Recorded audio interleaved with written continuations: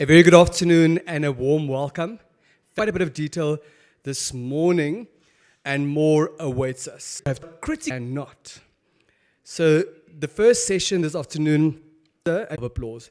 Doctor, it's over to you. Thank you, Denver. And I have to start with the obligatory FI-ups. Very much for that. Points out front. The first is that as an industry, learning by doing, which means that regulation happens after a fact, and it is based on what a government needs to see from those markets. Also, before regulation is created, what happens is what some practitioners refer to as a regulatory void. Now, in reality, that means self-governing markets. Self-governing, and what we have seen in a number of case studies, is that in high-tech or new tech markets, self-governing can often be detrimental and can lead to monopolistic behaviors. I'll give you some examples later on. So that means when regulation does come in, what we need is regulation that understands how markets operate, but understands and works with the fact that we're working this out as we go along. We're all on a journey. The great hydrogen journey is that regulation needs to be flexible. It needs to be adaptable. It needs to change. Regulation goes in circles. It is passed, it is updated, it is, I'm sure at this point, Denver's going to die. Like we've said in a number of presentations and myself, the market is immature, but it is growing rapidly. What we're seeing in terms of policy and regulation from all the different countries that are either actively engaged, coming on board, or even a bit far back in this journey, is that we're seeing a mix of self-regulation and heavy regulation. Heavy regulation tends to be around the areas of safety, which is totally understandable.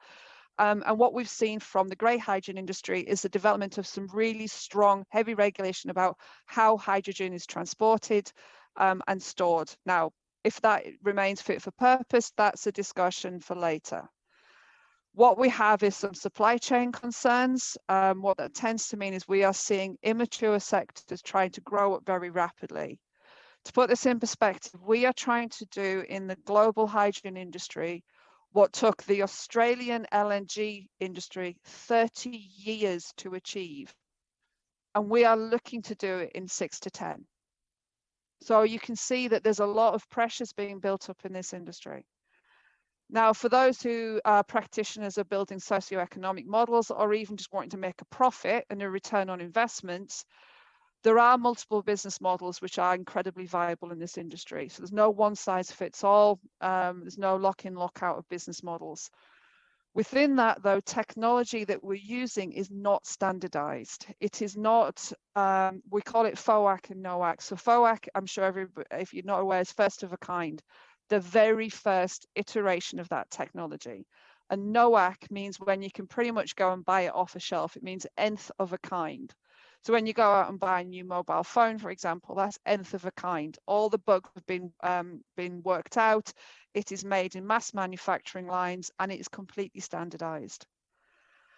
What we are seeing in the global industry is a variety of market players with different backgrounds. Now, I do not mean in this Germans, Namibians, Scottish, Australians, New Zealanders. I absolutely don't mean this, even though, thank goodness, we do have that glorious diversity.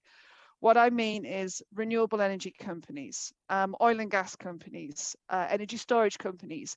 Each of these different sectors has been built up with a different lexicon and a different language and a different way of working, even from highly collegiate to not collegiate. And what that means is we don't have a common understanding of how we all work together. And that has created some retardation, but it also creates some tensions. And it's something we have to break. So, and also technically there's a lack of a consolidated market structure. What this means is, again, is feeding back into this policy and regulation.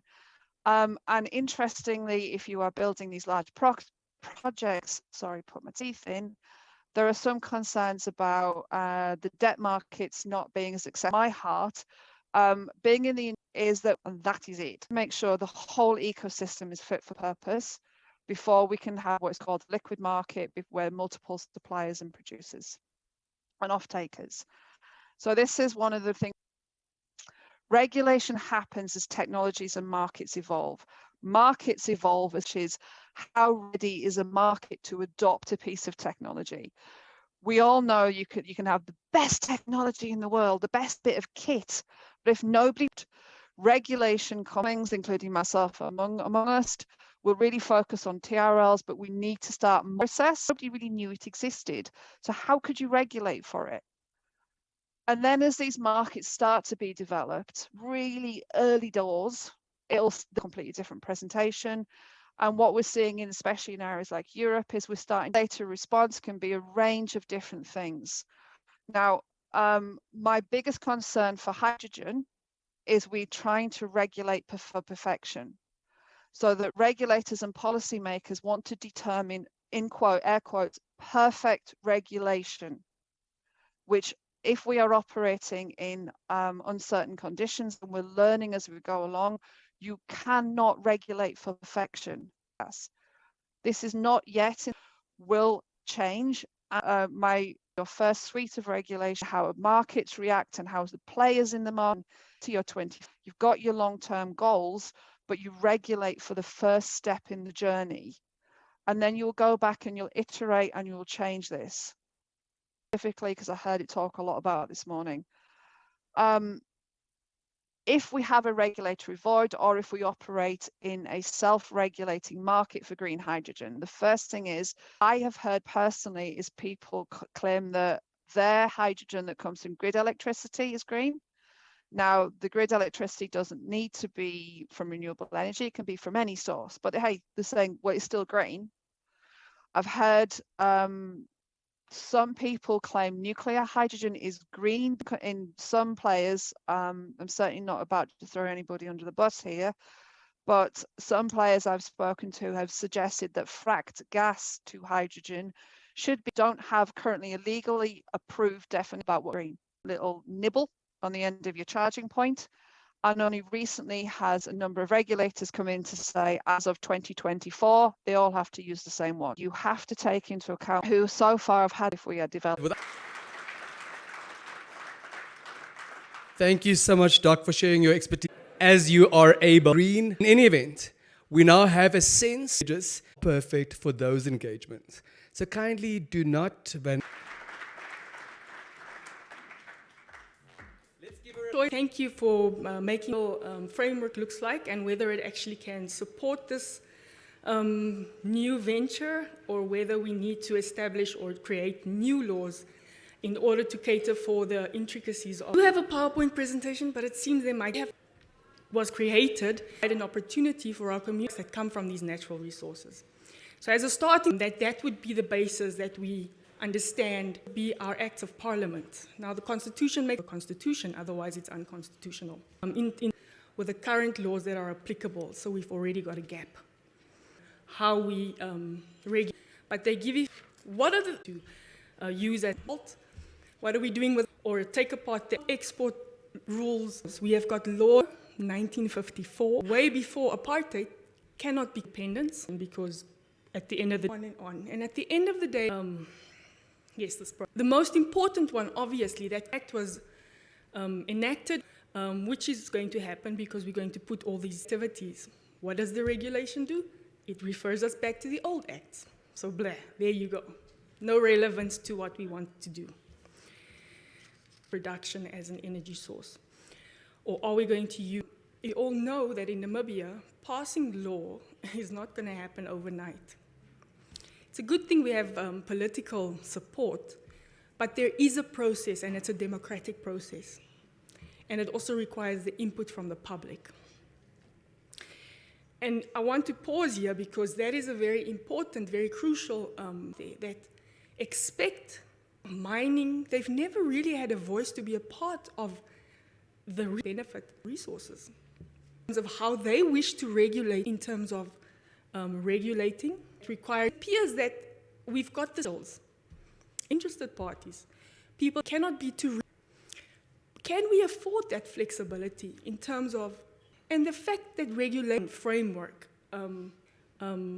regulations, that people understand the intention that that legislation has been made, drafted, who it should benefit, at the legislation. Obviously, we're going to need experts that have already, local experts that deal with the community, that deal benefit of this country's place, that it mentions the environment. First there, that it is in the beautiful story of the framework, we actually need to the nation. If the previous speaker said, but hydrogen, which by the way, is an indirect GN worse, they should know this. Because at the end of the day, not guarantee that they're willing to take the risk to roll. Get the communities involved and be open and be transparent.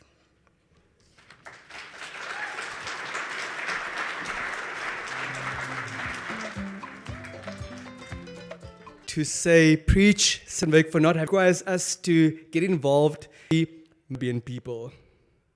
And my main takeaway from your sterling address, another round of applause. We are delighted to have you in our virtual midst. We would like to appeal to you. We are again slightly behind schedule, but I've got a plan and close to my chest. Let's give Professor Rupel a warm round of applause. Prof, it's over to you. To be present in person, 2 minutes, talking about environmental law and policy from a green while doing so.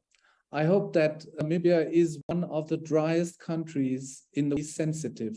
We have environment, and the poverty aspect was mentioned in the face of water scarcity. Namibia has embarked on a great opportunity road, a marvelous job, consideration on these are international.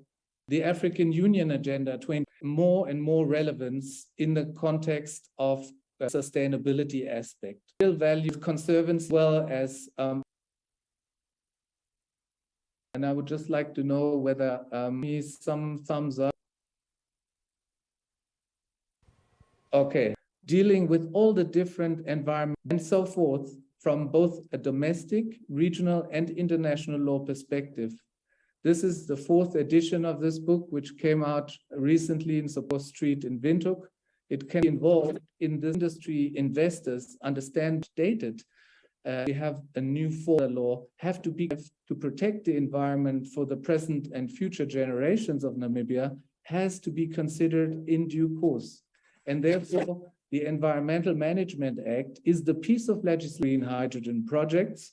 So strategies is, for instance, relevant to renewable energy policies and legislation that, of course, have to be critically analyzed and adjusted where need be.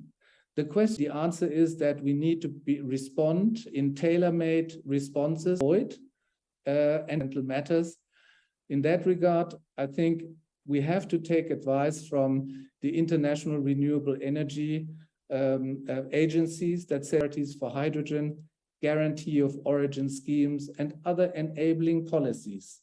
So in that regard, Namibia has to move forward when it comes to its national energy policy, renewable energy benefit from multilateral cooperation. Real 27 is around the corner. Conclusion, I recommend that incorporates research institutions, public sector, private sector, and more focused on achieving certain specific goals, such as decarbonization, alongside with economic benefits, such as a skill. In my view, most advisable to put legal safeguards in place that ensure that the pristine Namibian environment and those who are most vulnerable are not jeopardized in the process of the green hydrogen transition, to full access to environmental resources, and the sine qua non, that's Latin for conditionality requirement of sustainable development, along with Article 95 of the Constitution, where Management Act, that the environment has to be protected in a sense where the pollution. Thank you for your attention.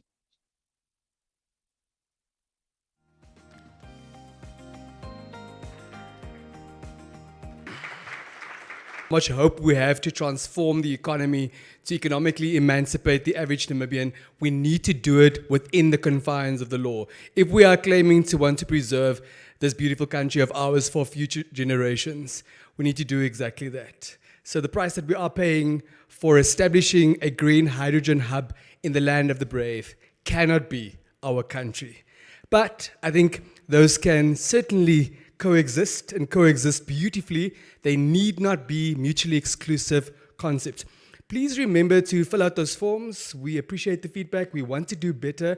We want to go bigger. This is our country. This is our green hydrogen. And for that, we do need your feedback.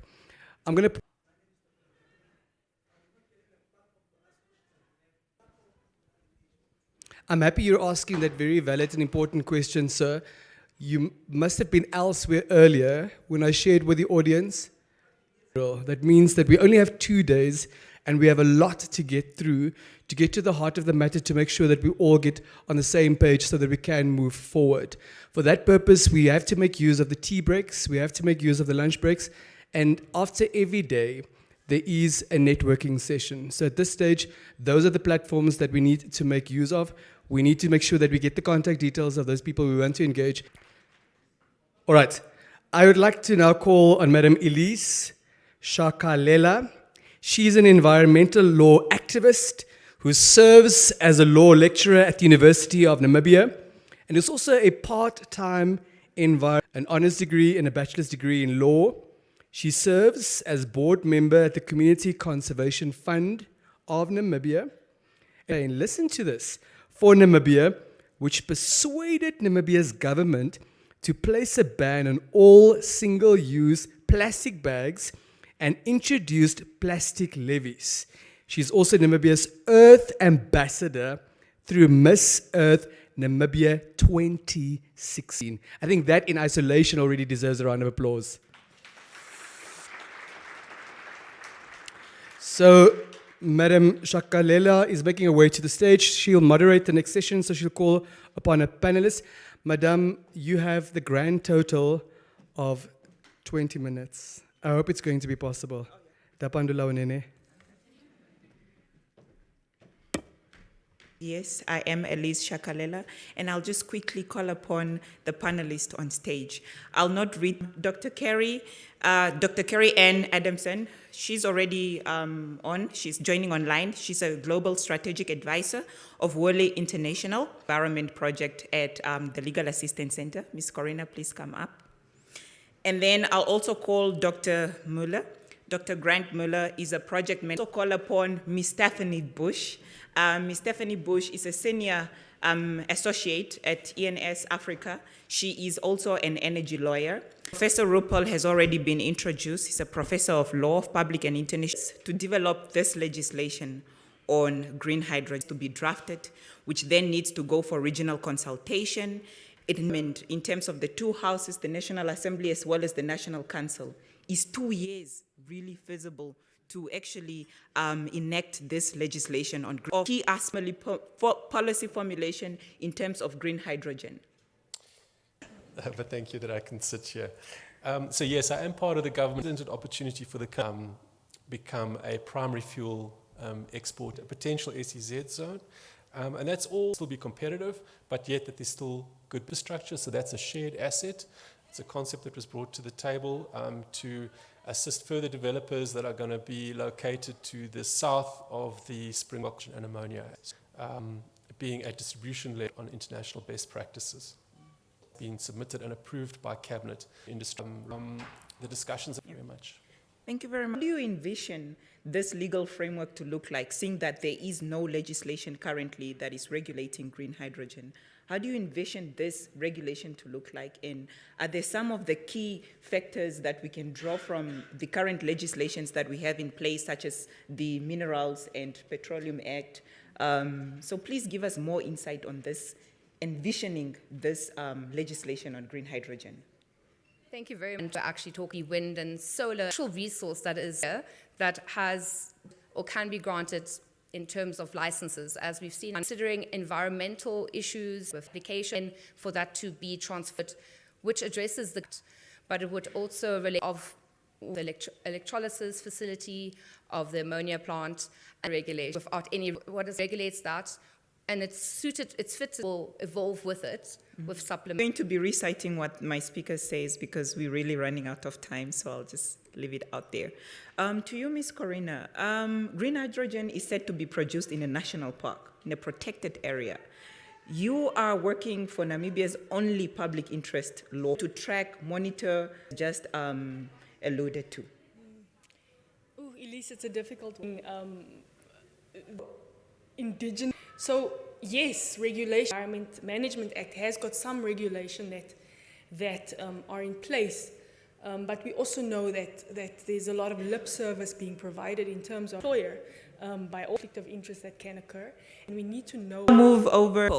One thing to green hydrogen we need to look at in order to take away or to curb the concerns that people have towards this project. Something what the previous speaker just implemented have to take up seriously, because the fact of the regulation, but that is a failure of the execution thereof, as the one phase that context. But let me now respond regarding green hydrogen. And I don't want means that we have to look at our investors' activities or industries. I think that practitioners, especially regard aspects, the cost to the transport sector, complexity to the industry, the void decreases, has to be investments. Environment is, so to say, not with vision and moderation. Thank you, Prof. Now, lastly, Dr. Carrie Ann, what are some of the key concerns in terms of foreign investment in order to attract the whole attract or foster a hydrogen sector? So when we talk to investors, there's a whole hydrogen between too many gaps at this potentially in coming out of investors looking for in regulation in America, the fuel or